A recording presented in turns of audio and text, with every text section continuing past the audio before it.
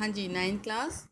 ये आपकी पहली वर्कशीट है जिसकी मैंने आपको लेसन की रिकॉर्डिंग भेज दी है, वीडियो रिकॉर्डिंग। और अब हम लोग वर्कशीट करते हैं। पहला प्रश्न है, अधोलिखितम गद्यांशम पठित्वा प्रदत्त प्रश्नानाम उत्तराणि संस्कृतेन लिखता।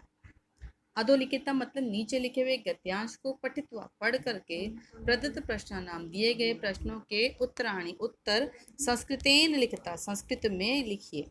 ठीक है। पुरा कस्मिश्चित ग्रामे एका निर्धना वृद्धा स्त्री न्यवसत। पूरा मतलब प्राचीन समय में, कस्मिश्चित किसी, ग्रामे मतलब गांव में, एका एक, निर्धना स्त्री एक निर्धन स्त्री, एक निर्धन स्त्री, कैसी स्त्री? वृद्धा स्त्री, एक निर्धन वृद्धा स्त्री रहा करती थी। तस्य तस्या च एका, और तस्या उसकी एक, दुहिता, दुहिता का मतलब होता है बेटा पुत्री, बेटी, विनम्र और मनोहर स्वभाव की, विनम्रा मनोहरा चास, उसकी एक बेटी विनम्र और मनोहर स्वभाव की थी।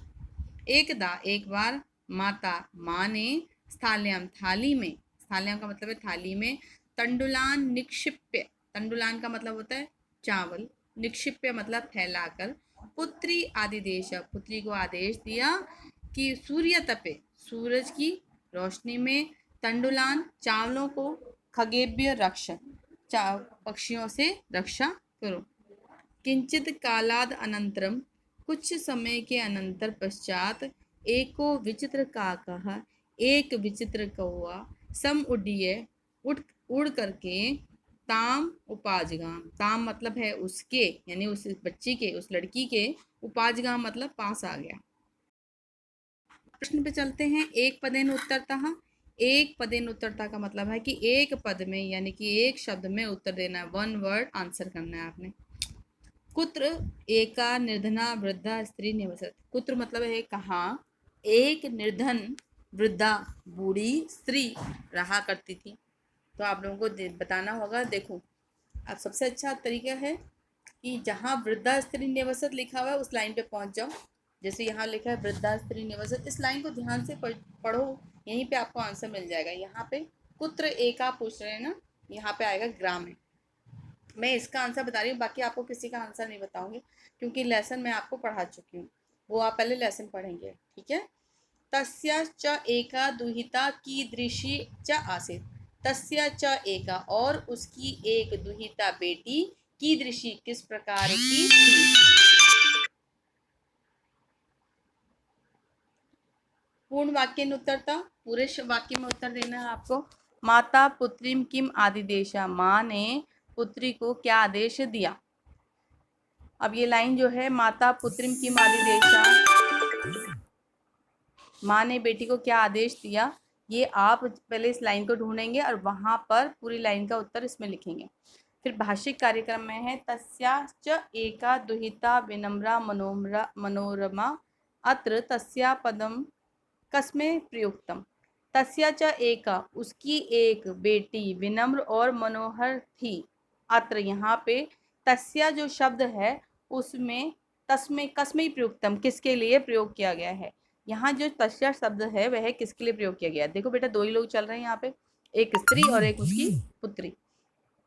तो यहाँ पर किसके लिए होगा, उसकी, तस्या जो शब्द है उसकी एक बेटी, तो ये उसकी जो है वृद्धा स्त्री के लिए प्रयोग किया गया है। ठीक है।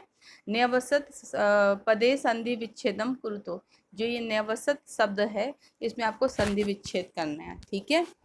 और पूर्वम इत्यस्य किम विलोम पदम गद्यांशे प्रयुक्तम, पूर्व शब्द के लिए कौन सा विलोम पद गद्यांश में, कौन सा विलोम शब्द गद्यांश में प्रयोग किया गया। ठीक है। ये आप ढूंढ के करेंगे, जब आपके आंसर सही नहीं होंगे या आपको समझ में नहीं आएंगे तब मैं आपको करूँगी। सारा आंसर बता दूंगी तो आप कर नहीं पाएंगे। ठीक है। स्थूल पदान्या अधिकृत्य प्रश्न निर्माण कुरुता, जो ये स्थूल पद है यानी कि जो बोल्ड अक्षर में लिखे हुए हैं उस पर आपको प्रश्न का निर्माण करना है। ग्रामे निर्धना स्त्री अवसत निवसत, अवसत नहीं होगा निवसत रहेगा। तो ग्रामे शब्द पे आधारित आपको एक प्रश्न का निर्माण करना है। जैसे ये है कि गांव में निर्धन स्त्री रहा करती थी। तो इसका मूल तरीका क्या है बेटा, या तो आप ये देखें कि ग्राम्य शब्द में कौन सी विभक्ति है, कौन सा वचन है, उसी विभक्ति, उसी वचन में, उसी लिंग में आपको किम शब्द का रूप लिखना होता है। ग्राम्य में आएगा यहाँ पे पुत्र आएगा, क्योंकि यहाँ पे ग्राम के बारे में बात की जा रही है। नहीं तो दूसरा शब्द क्या बनता है इसका तरीका, कि गांव में एक निर्धन स्त्री रहा करती थी। अब यहाँ पे आप ऐसा प्रश्न बनाएंगे जिसका उत्तर ग्राम में निकल के आए। कहाँ निर्धन स्त्री रहा करती थी, तो कहाँ से बनाएंगे, कुत्र। ठीक है। स्वर्ण काकम निवारयंती बालिका प्रार्थयत। स्वर्ण काकम सोने के कौवे से निवारण करते हुए बालिका प्रार्थय, बालिका ने क्या प्रार्थना करी। ये वाला पद्यांश आप पहले किताब में से देखेंगे। ये इन्होंने सारा नहीं लिखा है यहाँ पर, आप इस पैराग्राफ को पूरी किताब में से पहले देखेंगे, बुक में से, और फिर उसके बाद इसका आंसर करेंगे कि सोने के कौवे से क्या प्रार्थना करी बालिका ने।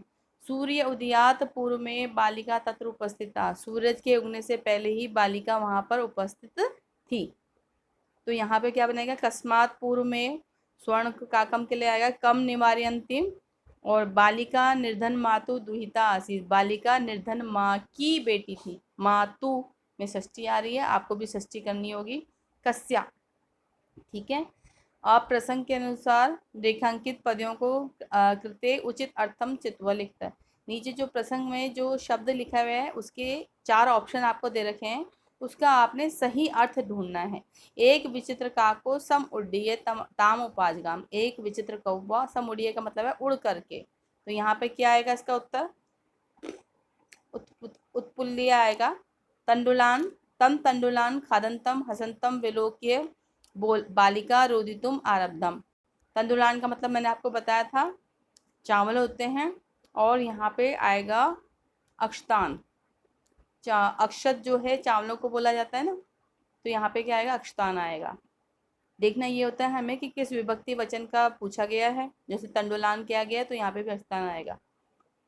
तेन स्वर्ण गवाक्षात कथितम। उसने सोने की खिड़की से कहा। गवाक्षा का मतलब होता है खिड़की। तो यहाँ पे आपको देखना है उसका जो दूसरा गवाक्षा यानी कि खिड़की का उत्तर क्या दे रहा है। तो यहाँ पे आएगा वातायनात। वातायनात मतलब खिड़की होता है जहाँ से वायु का आगमन होता है। ठीक है। तो ये आप पूरा करेंगे काम को, क्वेश्चन आंसर करेंगे। कुछ समझ में ना आए तो मुझसे पूछिएगा। और इससे पहले जो मैंने आपको वीडियो भेजी है पूरे लेसन की, उसको ज़रूर पढ़ेंगे। अगर उसको नहीं पढ़ेंगे तो आपको ये लेसन करना बहुत मुश्किल हो जाएगा, पैराग्राफ।